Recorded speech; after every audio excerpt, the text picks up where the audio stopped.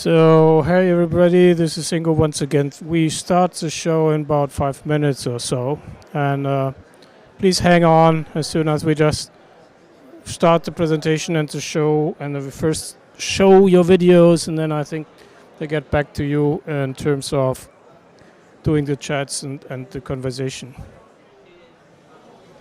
So, and I now kill my microphone, so otherwise I won't disturb you anymore.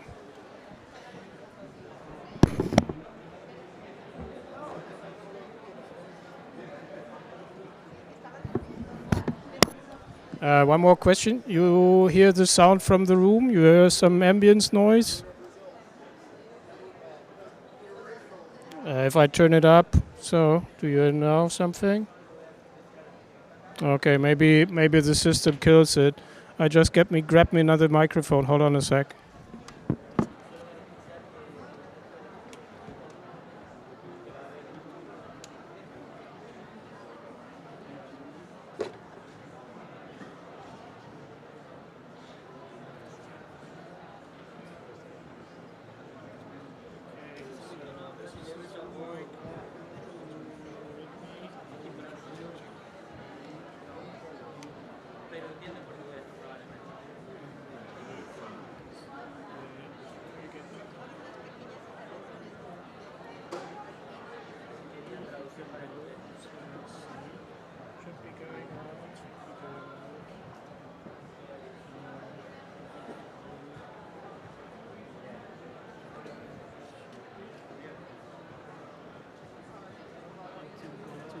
It's going out on this side. Maybe this must be a little bit louder. So I'm talking. Get me? Okay, yeah, that's good. So I hand it over. I start to show and stuff. Thank you very much.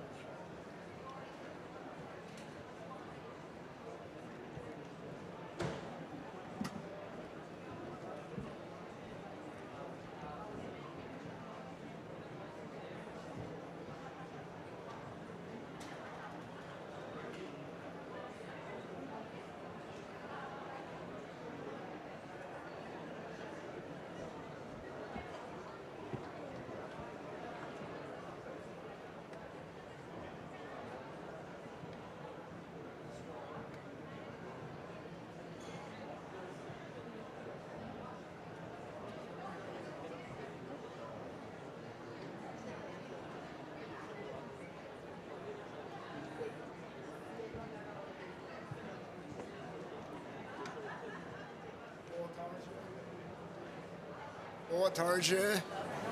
That's all the Portuguese I speak. I have a lot of Portuguese colleagues. There's one right there who tries to help me understand. I can understand it. I don't think I need a translation, but I'll listen to the translation anyways.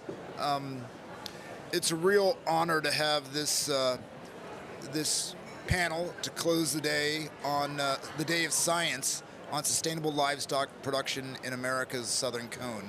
Yesterday we had a long discussion about sustainable livestock with some of the two largest companies in Brazil.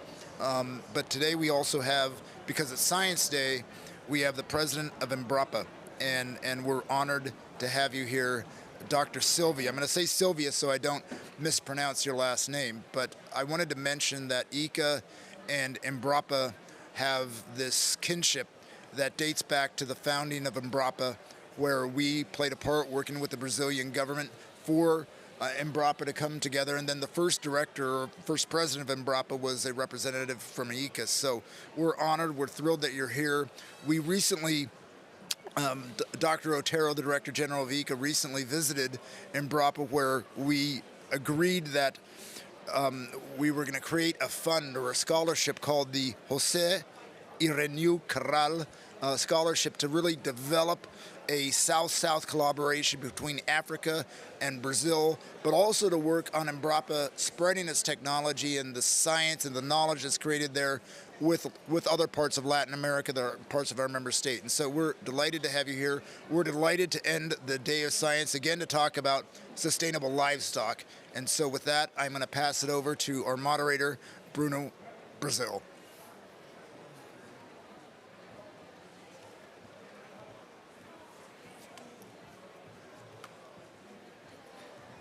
Good afternoon, everyone. It's a pleasure to have you here. I'm grateful for AICA for hosting this session that we are going to discuss about sustainable livestock production in the America's Southern Cone. About this event, cattle farming plays a decisive role in global and regional food security and in the economic, social, and environmental sustainability of the America's Southern Cone. The diversity of biomes in the Southern Cone means that there are varied production systems in the region, from pure pastoral systems to semi-intensive systems and mixed systems. In terms of its contribution to food security, the Southern Cone region accounts for 25% to 50% of the world beef production and exports, respectively, and concentrates 1/3 of the world beef cattle stocks. Beef is also a source of important macronutrients and essential micronutrients, particularly for growing children. From a social point of view, cattle farming is essential for balanced territorial development and is the main source of savings and consumption for thousands of family cattle producers living in the Southern Cone. Finally, from an environmental point of view, cattle farming has a key role in the fight against climate change due to its peculiar characteristics of cattle production systems in the region. Beyond climate change, livestock farming provides key ecosystem services and has impacts on water use, biodiversity, and land use. And to welcome our guests and our presenters, the first presenter will be Diego Gauna, coordinator of Sustainable Cattle Platform from AICA. He's online with us, Diego, and we have a presentation from him recorded.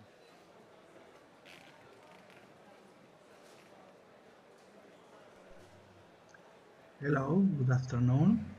It's a pleasure for me to be here in this very important session at COP29. Thank you, MAPA, for organizing this session and ICA for being the host. We will talk about building a regional approach for sustainable cattle based on an experience that was Diego, carried just out a second. in the Southern Cone of Americas. Diego, excuse the me, just a initiative second. is a joint ICA IADB effort that was launched at COP27. During this first year of implementation, the strategic partner... Just a second.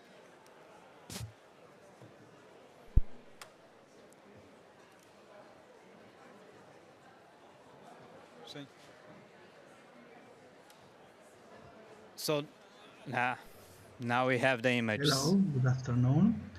It's a pleasure for me to be here in this very important session at COP29.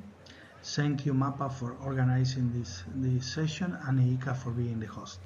We will talk about building a regional approach for sustainable cattle based on an experience that was carried out in the Southern Cone of Americas. The initiative is a joint ICA IADB effort that was launched at COP27. During this first year of implementation, the strategic partner is the Southern Agricultural Council, CAS. CAS is a regional forum where Minister of Agriculture of Argentina, Bolivia, Brazil, Chile, Paraguay, and Uruguay discuss and debate topics of regional interest. It was created in 2003 and it has been running since then. The focus of this first year for implementation is on bovine meat, and the countries involved are Argentina, Bolivia, Brazil, Chile, Paraguay, and Uruguay. In this slide, you can see some relevant information for cattle farming. You can see how important is cattle farming for global food security and international trade. 25% of world beef production is done in this region and 40% of world beef exports. At the same time, the region, even though it's not so relevant in terms of GHG emissions, the weight of the livestock sector is about 10%.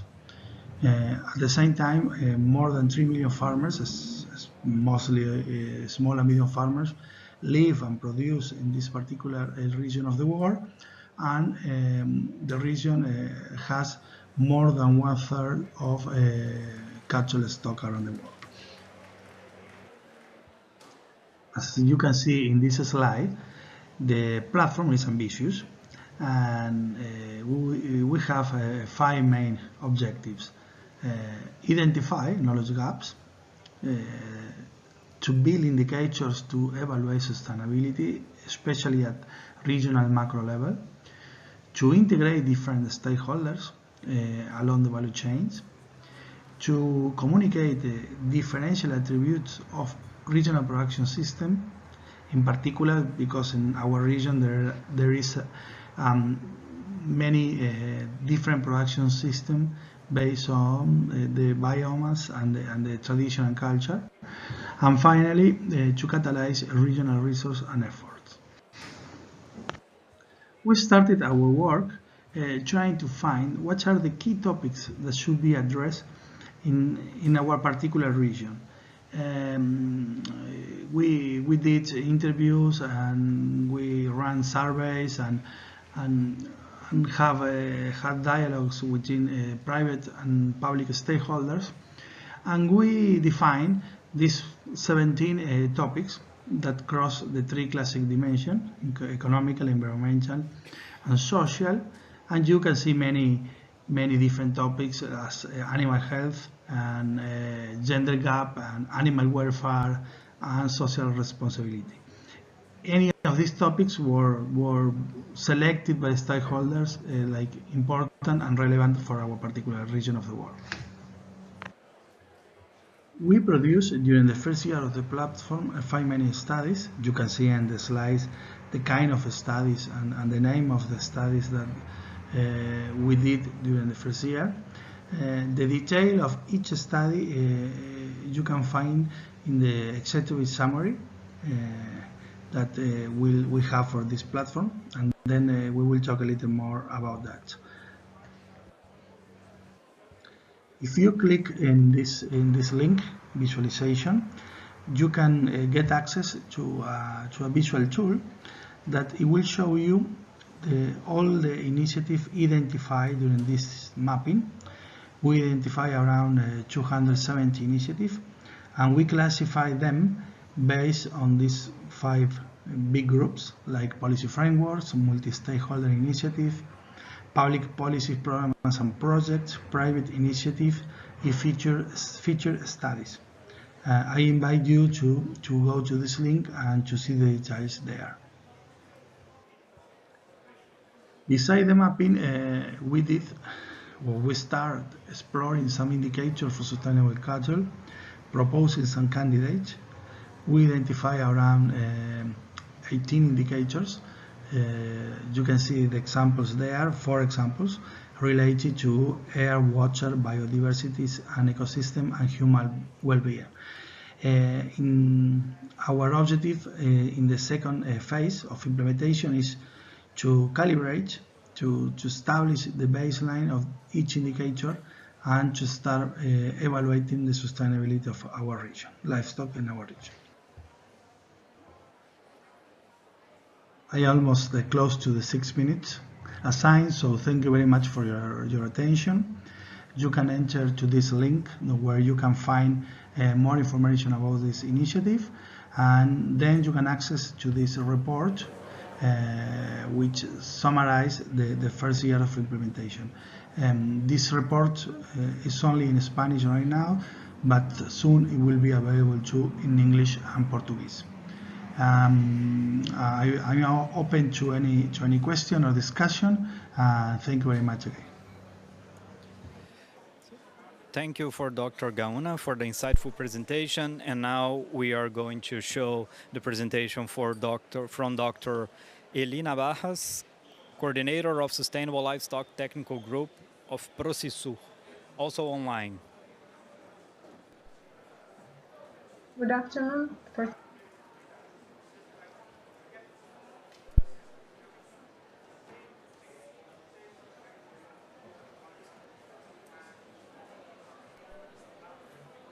Good afternoon. First of all, I would like to thank MAPA from Brazil and NICA for the invitation to Procesur to participate in this event.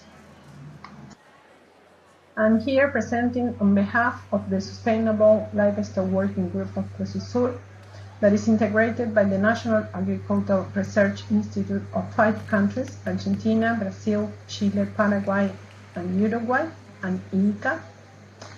And the aim of this group is to implement an agri-regional research agenda to support and enhance sustainable livestock production in the southern corn. It's very well known for the livestock production, which is carried out in a variety of contrasting environments and production systems. Our livestock farming is recognized for the associated biodiversity and its relevant contribution regarding ecosystem services. Livestock production is also very relevant for the economy of the countries in this region and directly linked to the livelihood and well-being of the rural populations and society in general. But the relevance of livestock farming goes beyond these aspects because it plays a key role in food security as provider of protein of high quality, is being relevant not only for the region but also for the world. Globally, we are facing the challenge of feeding a growing population with limited natural resources that must be preserved for future generations.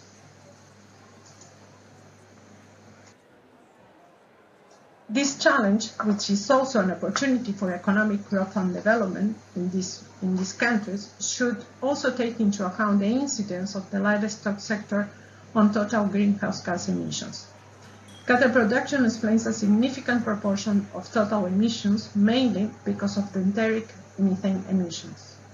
Implementing mitigation measures in this sector represents a significant contribution to the targets agreed by the different countries in the context of the Paris Agreement and the Global Methane Pledge.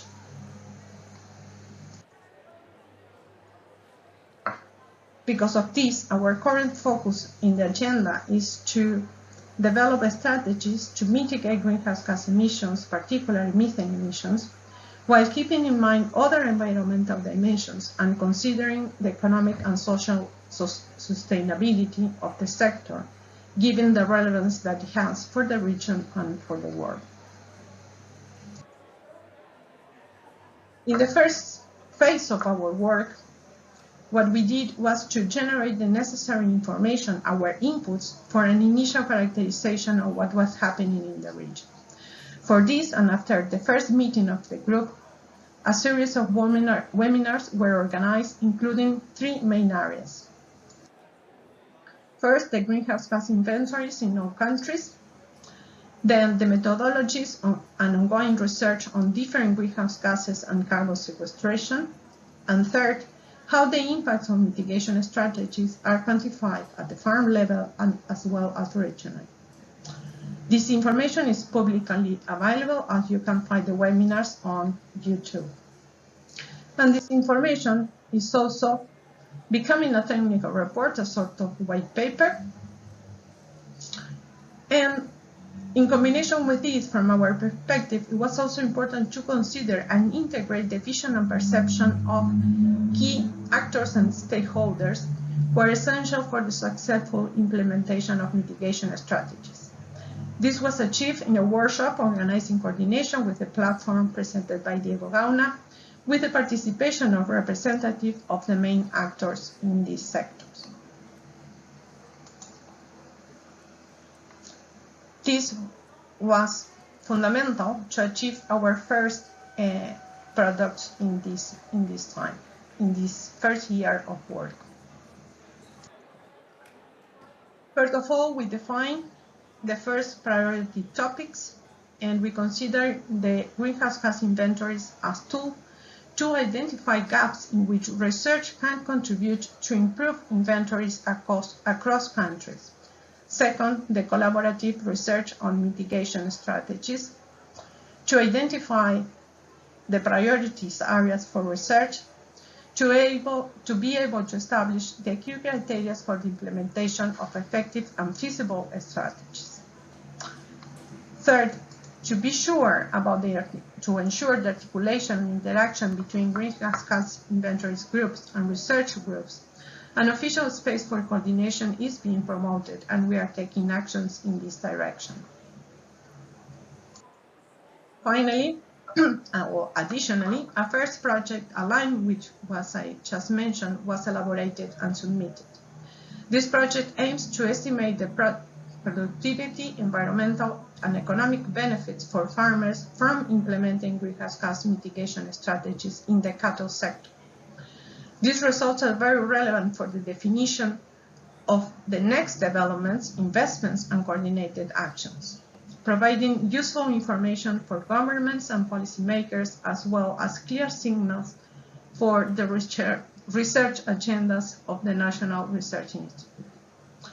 At the end of the day, the natural beneficiaries are the private sector that are involved in the big cattle industry, but also consumers and markets looking for food provided by production systems that are looking after the environment in all dimensions.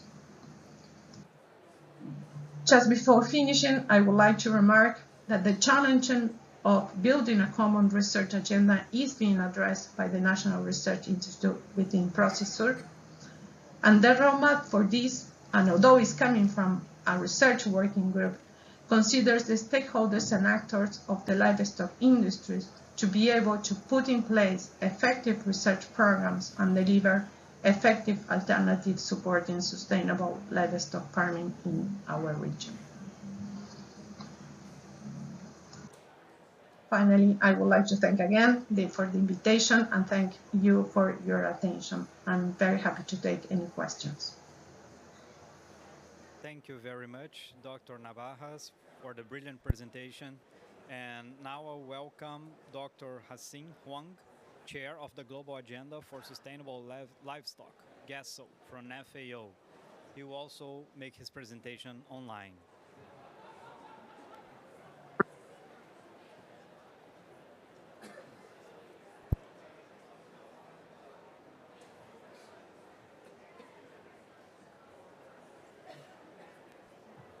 Dear participants, it is my pleasure to join you today in this important discussion regarding sustainable livestock production in the Southern Cone of the Americas. My name is Shin Huang, and I'm the incoming chair of the Food and Agriculture Organization hosted Global Agenda for Sustainable Livestock, or GASO as we affectionately refer to ourselves. As you are well aware, the Southern Cone of the Americas is an important contributor to global food and nutrition security. Not everyone in the world has sufficient access to animal protein. The Food and Agriculture Organization has recently calculated that the average availability of terrestrial animal source food, which includes red meat, poultry, eggs, and milk, is only 383 grams per capita per day. This actually means that many are getting by with much, much less, in some countries less than 100 grams per capita per day, whereas many countries in the Southern Cone are able to produce more than 10 times that amount per day. So your comparative advantage in livestock production means that many regions of the world can rely on you to produce high quality, delicious animal protein at affordable prices and in a sustainable manner. We all know that livestock is under pressure, like all other sectors, to continuously improve our practices towards greater sustainability. And I know that indeed much progress has been made around the world. But do we communicate enough about our ongoing contributions?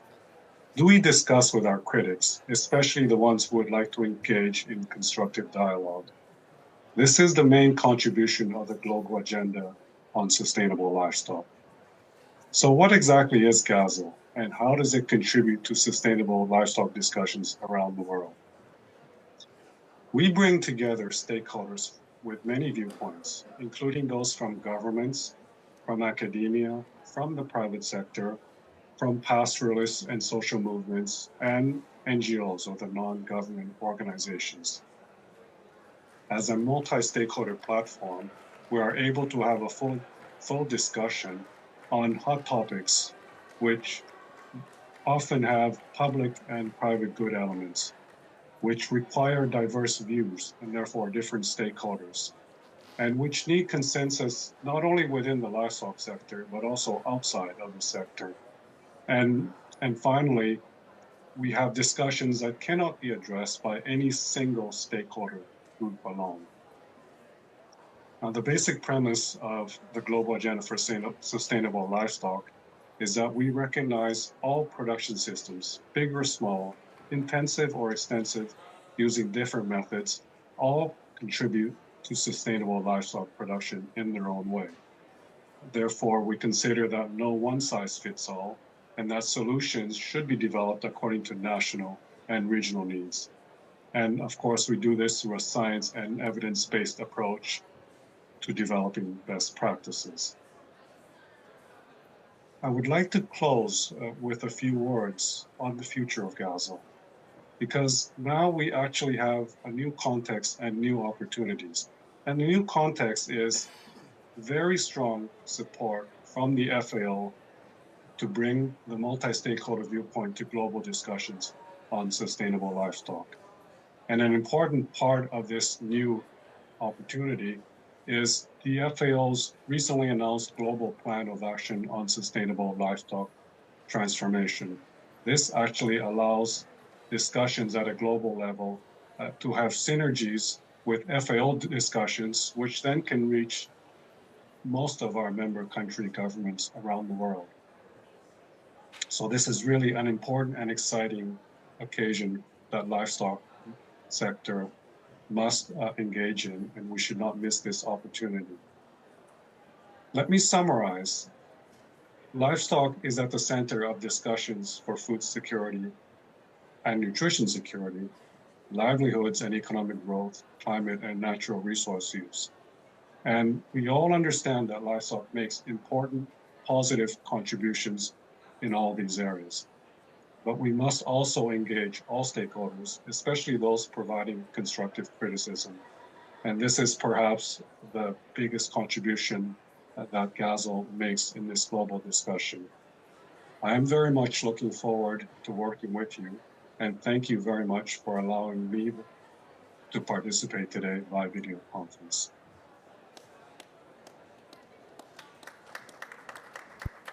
Thank you very much, Dr. Huang. I'll now invite our speakers to the stage.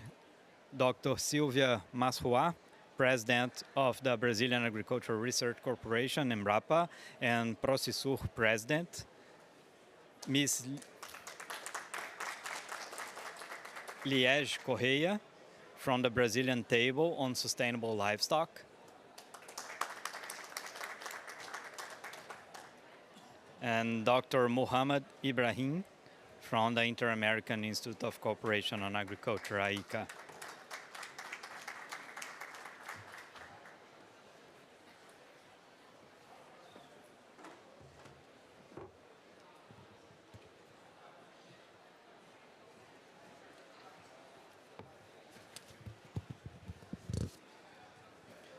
I also invite our online panelists to join the conversation as we follow this round of debate. I'll start from the speakers that are here, presential, attending this COP29 in this pleasant city of Baku in Azerbaijan. So let me first start with Dr. Silvia. Silvia, from your perspective, what is the impact of degraded pastures areas on greenhouse gases and especially methane emissions, and how can the recovery of those areas improve the sustainability of livestock production? Boa tarde a todos e a todas. Eu vou falar em português para poder ficar mais à vontade para falar sobre pastagens, esse Programa Nacional de Pastagens Degradadas no Brasil. Bem, eu sou atual presidente da Embrapa e do Processur, que é o Programa Colaborativo de Desenvolvimento Tecnológico para a Agroindústria e para a Agricultura do Cone Sul. Então, as apresentações aqui anteriores mostraram que a gente vem desenvolvendo colaborativamente na América do Sul, pensando na pecuária sustentável, não só no Brasil, mas em todos os países como Argentina, Chile, Paraguai e Uruguai. Em relação à sua pergunta, a gente sabe que as pastagens degradadas acabam, né, resultando em forrageiras também de má qualidade, que mais diretamente elas dificultam a digestão dos animais, dos ruminantes, e isso gera mais metano, né, que vai provocar o aquecimento global, que muitas vezes, né, a gente preocupa muito com a questão do carbono, mas também pode contribuir muito aí para o aquecimento global. Por outro lado, os animais, os ruminantes, também são vulneráveis às mudanças climáticas que também interferem. Então, se você tem excesso de calor, né, ou se você tem excesso de chuva, isso pode até atrapalhar, né, o planejamento alimentar fazer o planejamento alimentar da pecuária, né, tanto de corte quanto de leite, e também isso pode provocar estresse animal que vai comprometer então a produção e a produtividade. O que a gente tem discutido muito e a gente tem levantado os dados na Embrapa, trazendo para essa discussão do Processur, são de anos aí de pesquisa de novas cultivares. A gente tem que trabalhar não só com a mitigação, mas também com a adaptação, então pensando em cultivares, né, sejam gramíneas, forrageiras mais adaptadas, né, aos diferentes tipos no caso do Brasil, de biomas, tipos de solo e clima, mas também pensando nos outros países, é o que vem mostrando aí na plataforma regional que a gente está discutindo para a pecuária sustentável, mas a gente tem levantado alguns dados. Então, além das cultivares mais, né, adaptadas, a gente tem trabalhado com sistemas de integração lavoura-pecuária, integração lavoura-pecuária-floresta, o consórcio de gramíneas e leguminosas. Então, tem alguns dados interessantes que a gente tem trazido. Só para exemplificar, no consórcio de gramíneas e leguminosas, os últimos 25 anos trabalhando na Embrapa, no bioma Amazônia, a gente viu que esse consórcio vira verdadeiras biofábricas, que a gente tem conseguido uma redução de 36% da emissão de gases de efeito estufa nesses 25 anos, trabalhando com esse consórcio de gramíneas, tanto para pecuária de corte quanto de leite. Dados assim dos últimos 12 anos trabalhando com a integração lavoura-pecuária-floresta, né, com esses sistemas integrados, a Embrapa tem trazido alguns números interessantes, que a gente analisou, né, a gente observou que 30 quilos que a gente consegue, comparando o sistema integrado com a monocultura de floresta, a gente consegue capturar 30 quilos de carbono por árvore por ano, no sistema integrado. Enquanto que na monocultura da floresta, sozinha, a gente captura 20 quilos de carbono por ano.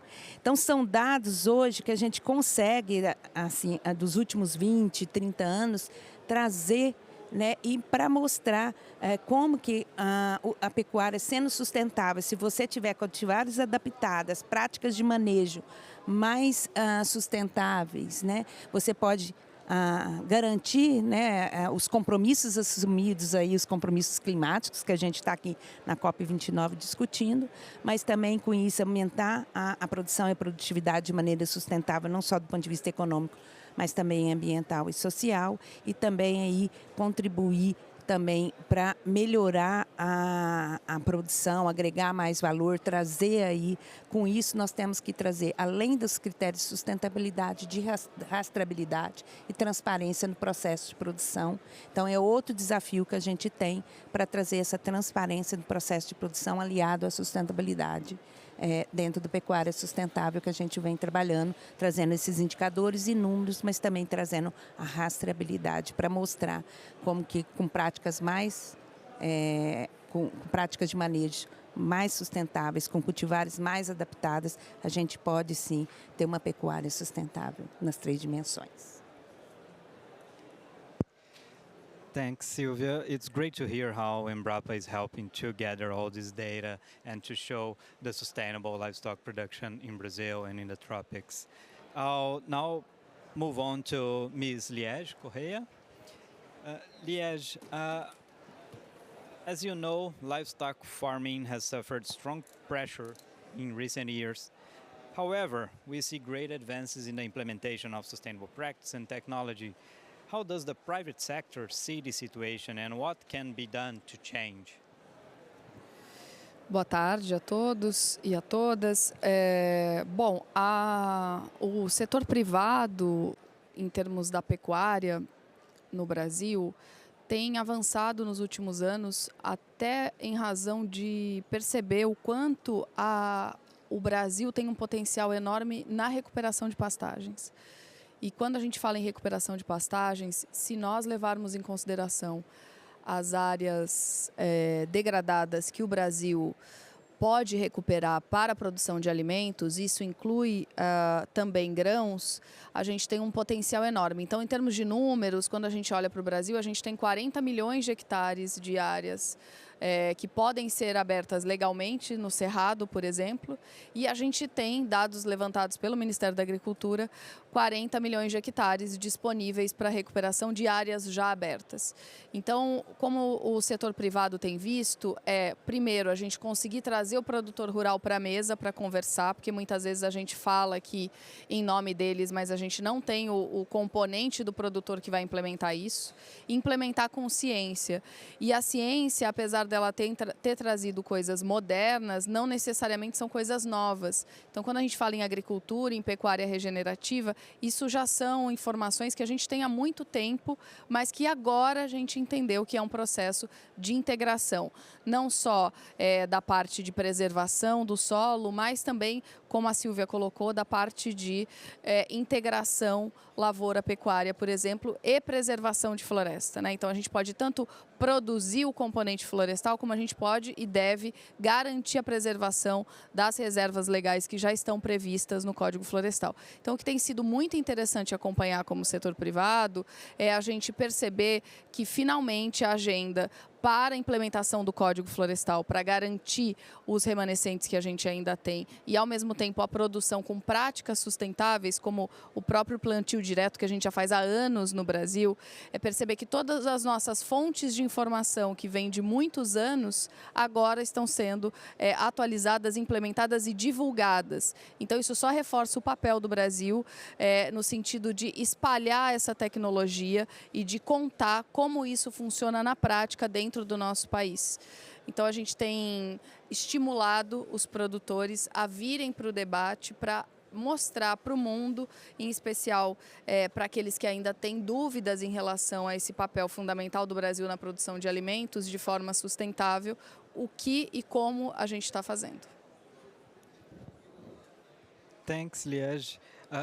It's fascinating to see the synergies between the private sector perspective and the academia perspective. It shows us that we have a viable way to work together towards sustainability. It's great to hear that. Now, I'll move on to Dr. Ibrahim. It's good to have you here. And actually, we were in another panel just a couple of hours before. And also, 2 days ago, I was moderating a panel with Dr. Ibrahim. Always a pleasure. Which specific sustainable practices should be prioritized by the Southern Cone countries to maximize the mitigation potential of cattle farming? And how can multilateral institutions support their implementation? Well, let me begin to say that there is not a one-size-fits-all. Understanding the diversity of the animal production systems we have in the different regions. ICA has been supporting Processur over the last 35 years, and Dr. Sylvia is the president of Processur, and we play an important role in supporting this network, which Diego Gauna made a presentation. So, coming back to your question about the sustainable practices that we have in the Southern Cone, we need to understand the production systems will vary if you're dairy production or the beef production systems that we have. And of course, those practices will vary on what you have. The work that I've seen with Embrapa working in the beef cattle production systems, where they integrate forestry with improved brachiaries and improve with rotation with crops, are showing significant impacts in terms of the productivity of the live weight and reducing the emission intensity, while at the same time increasing the carbon removals from the systems. I have presented some data this morning which shows that if you transform the degraded pasture into more in these improved sustainable intensification practices, you can reduce the area under pastures by 7-fold, which means that a large percentage of the degraded pastures can go back to semi-natural habitat, which is recarbonizing the systems or better production systems which can be used for that in these cases. But similarly, in countries like Uruguay and Argentina, there are good practices where grazing in the forest plantations and pine plantations are producing large quantities of beef, while at the same time moving towards carbon neutrality and reducing the emission intensities. The Uruguay have presented good data on the genetic improvement in the breeding, but also improvements in the feeding systems, which have also showed how we are decreasing the emissions of greenhouse gases in the baseline compared to what has been the impacts of adoption of the technologies. Uruguay is now exporting carbon neutral beef already, which is already labeled as a result of the practices they have been promoting towards that direction. In terms of multilateral cooperation, well, ICA is supporting initiatives like Living Soils, which Mr. Francisco Melo is leading for us, together with private sector organizations, with PepsiCo and Bayer and other organizations, and we work in cooperation with the universities, with the CGIAR centers. Embrapa, of course, is one of the key actors, and which is generating knowledge and science, which we are using that as uptake and using that for promoting cooperation, South-South cooperation, but also promoting in the knowledge management that we do in terms of using this data for promoting changes on the farms. So we have examples already where many of the countries are advancing the NAMAs for livestock, using the data on good practices for transformation of the sector. And I think those are examples where we can use in terms of advances. Thank you very much, Dr. Ibrahim. It's great to see that we have several examples of those sustainable practices that we can put forward here in the Southern Cone. I'll also invite my colleagues that are connected online to join the conversation, just checking if they are connected and following us. So I can address a question to Diego, Dr. Diego Gauna. Okay.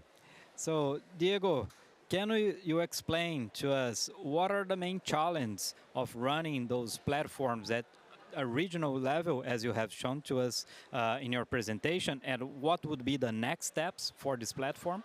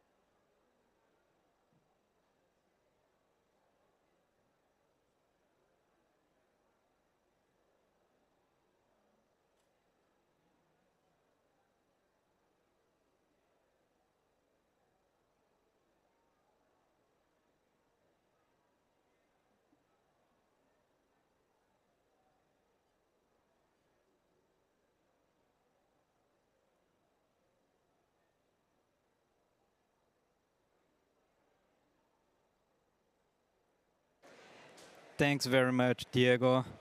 I'll now ask for Dr. Eli Navajas. Eli, are you with us? Hello, great to hear from you. Eli, can you tell us what are the aspects of convergency, the synergies do you see in the development of sustainable livestock farming in the countries of the South American cone?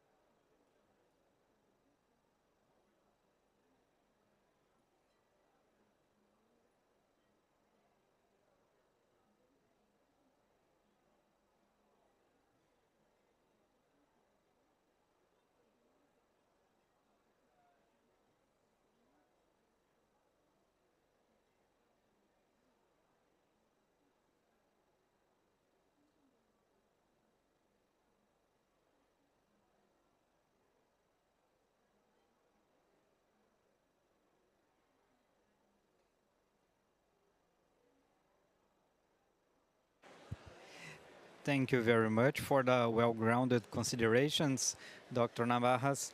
Now I'll move on to Dr. Huang. Dr. Huang, I hope you can hear me. Do you think the challenge to promote sustainable livestock in American southern cone are similar to other parts of the world, as you have seen in the Gasso and also the LEAP experience?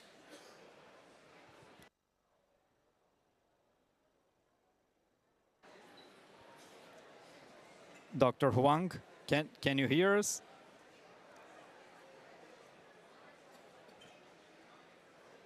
So I'll move on to Sylvia, and then we can get back to Dr. Huang in a minute. Sylvia, how does the potential of mitigating? Okay, here we are. Thank you, thank you. Sorry, Sylvia. So I'll get back to Dr. Huang. Dr. Huang, it's good to see you. Do you think the challenge to promote sustainable livestock in the America's southern cone are similar to other parts of the world based on your Gasso and LEAP experience?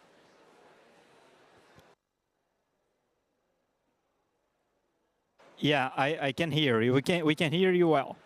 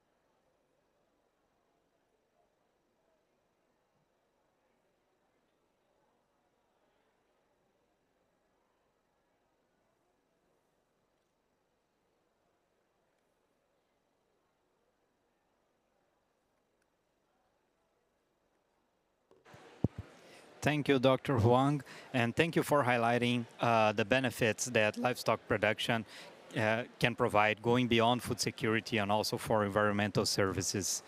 Now I'll get back to our speakers that are present here. Sylvia, how does the potential of mitigating greenhouse gas emissions obtained through the recovery of degraded pastures and the adoption of integrated systems contribute to Brazil's climate commitments and the resilience of the livestock sector?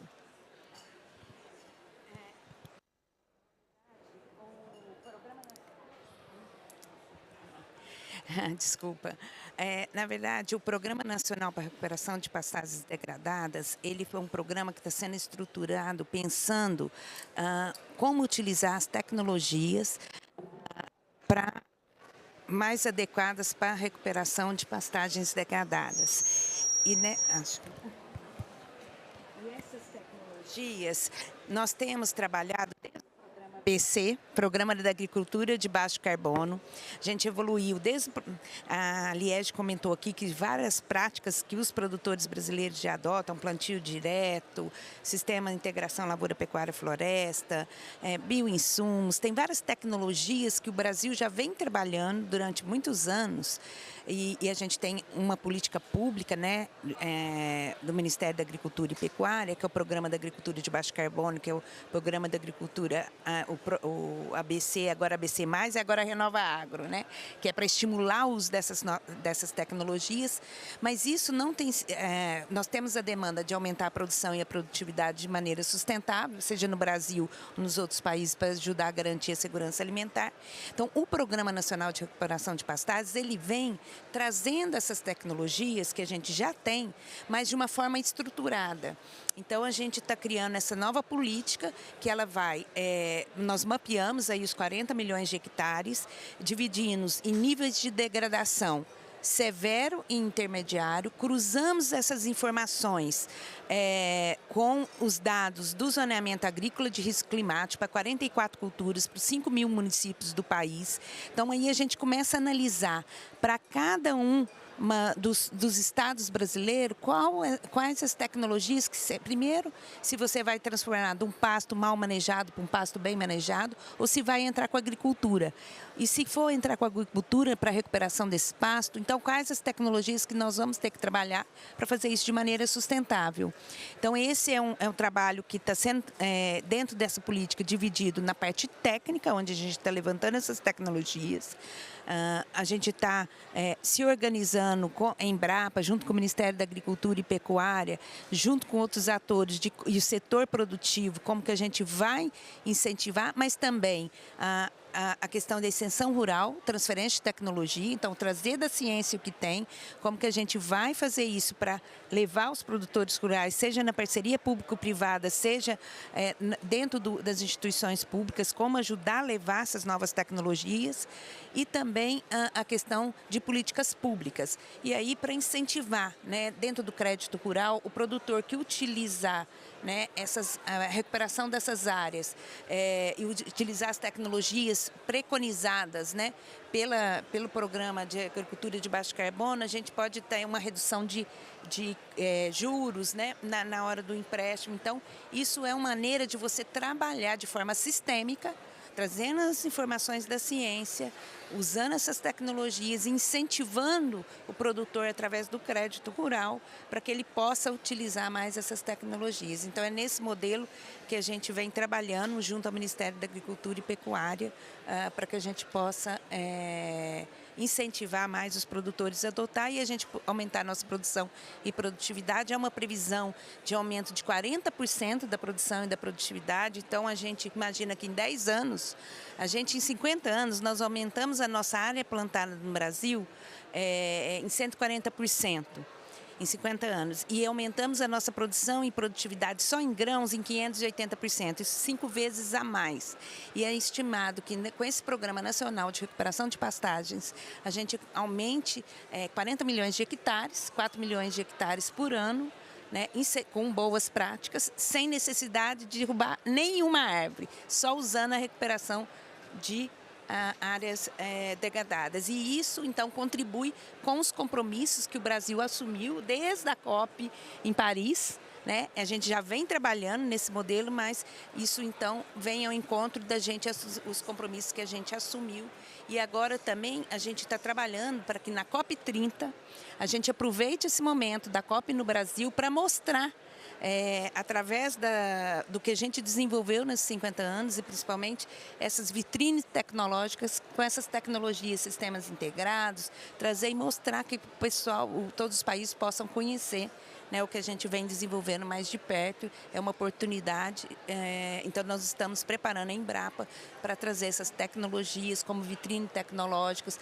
Vamos ter eventos aí pré-COP, já estou aproveitando para fazer aqui um convite a todos para a COP30 no Brasil, em Belém, onde a gente vai ter vitrines tecnológicas e vamos fazer também 7 eventos pré-COP, trazendo essas diferentes realidades dos biomas brasileiros para os diferentes práticas, diferentes sistemas de produção para diferentes, no caso da pecuária, mas também de agricultura, como que a gente trabalhou no Brasil e desenvolveu, e trazer para mostrar, fazendo esses 7 eventos preparatórios para que na COP30 a gente traga essa vitrine tecnológica, e já convido todos para participar com a gente, então, na COP30 em Belém.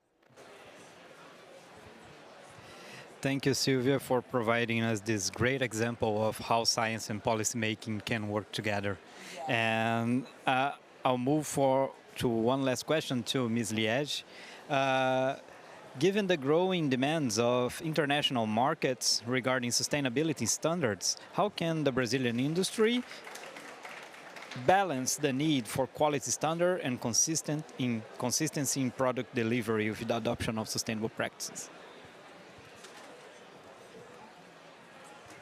I think we'll miss the translator. He's coming back. Okay? Are you there? So, para a gente conseguir fazer essa... Are you okay? No? I can speak in English. Yes, he's not hearing. No problem. Okay.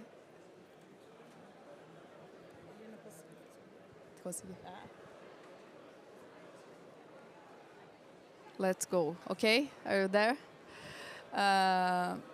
Então, para a gente conseguir fazer essa combinação, na verdade, a qualidade em nada vai interferir na sustentabilidade. Na verdade, a gente pode ter as duas coisas combinadas, mantendo a qualidade que o Brasil já tem, em relação à carne brasileira, e aumentando ainda a sustentabilidade. Acho que é esse o desafio que a gente tem, e um componente não interfere no outro, né? Nesse sentido, o que a gente tem feito, na verdade, e que os consumidores têm pedido para as indústrias brasileiras, na verdade para as indústrias do mundo todo, é cobrar que essa mesma qualidade chegue, porém com a sustentabilidade necessária que o planeta precisa para a gente conseguir alcançar as metas climáticas que a gente tem definidas. E nesse sentido, acho que a Sylvia traz um pouco isso, da importância dos sistemas tropicais de produção na remoção, né, do carbono da atmosfera. Então, quando a gente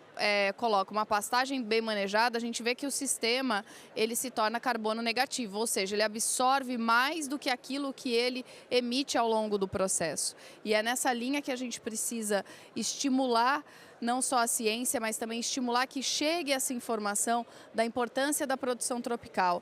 E para além só da produção tropical, no Brasil, por exemplo, a gente tem a capacidade de fazer na mesma área mais de uma safra. Então, ontem a gente estava num painel aqui no IICA e a gente trouxe uma produtora que ela chega a fazer 4 safras na mesma área, porque ela planta o milho, planta a soja, depois ela vai plantar a batata e depois o capim, e o boi faz esse papel de colher o capim plantado como agricultura, que é assim que deve ser considerada, né? A pecuária ela é um dos componentes das possibilidades da agricultura no Brasil. E para além disso, o animal, a produção animal, ela tem um papel importante da reciclagem de certos resíduos que a agricultura deixa. Então, quando a gente pega o resíduo da produção de etanol de milho, por exemplo, o boi é quem tem a capacidade de absorver esse resíduo. Então, a gente tem que discutir também esse papel biológico do animal dentro da produção de alimentos para o mundo. Então é muito importante, acho que o Brasil está bem posicionado e a gente tem uma grande oportunidade de produzir em sistemas tropicais com sustentabilidade e exportar esse produto com qualidade. Really great comment and the perspective about the sustainability of tropical systems. Now that we are approaching the final minutes of our session, I'll just invite Dr. Ibrahim to make the concluding remarks of our session in a couple of minutes. Please feel free to use those 2 minutes. Well, let me start. I would like to bring to the point to the panel that the whole issue of recarbonizing the degraded pastures and offsetting the emissions from the livestock sector, it should be taken into consideration the time sequence. The pastures are going to fix night carbon and it's going to be reaching an equilibrium state, whereas you're going to have emissions. And for this reason, we think that the integration of trees in the system is going to buy you more time on a long-term basis in terms of how you meet the carbon neutrality of the system. So we need to look at the time sequence and what are the strategies we are doing in terms of designing the system. Without doubt, there are good data information systems that we're working on, which shows that we can green the livestock sector with good technologies that have been developed in the southern cone. The networks are working towards the impacts on policies. The countries are moving in the NDCs, where the livestock has been integrated. Soils as a component for the carbon sequestration is also being part of this. But also we are developing the metrics to look at the methane and nitrous oxide, which is very important for recalibrating what the IPCC has in terms of what estimates you're using for the emissions for the livestock sector. And I think what's very important that ICA is working on this, we need to look at the sustainable trade policies, especially as it relates to zero deforestation, what implications it has, and especially advocating of the need to demonstrate that we in the livestock sector, through good agroforestry, silvopastoral, and good practices, we are increasing the tree cover on the systems. And with these practices, reducing the deforestation that we have, and that's a step forward that we need to move forward. Thank you. Thank you for those great considerations, Dr. Ibrahim. Now I welcome the audience for a round of applause to our speakers here in presential and online. It was a pleasure to host and to moderate this session. Thank you. Thank you so much, Bruno. Before everybody leaves, we have a very quick interview that we're going to conduct with Food Tank. It will just take a few moments, but we have a special guest with us. Rodrigo Lima is here with us, and Danielle Nierenberg.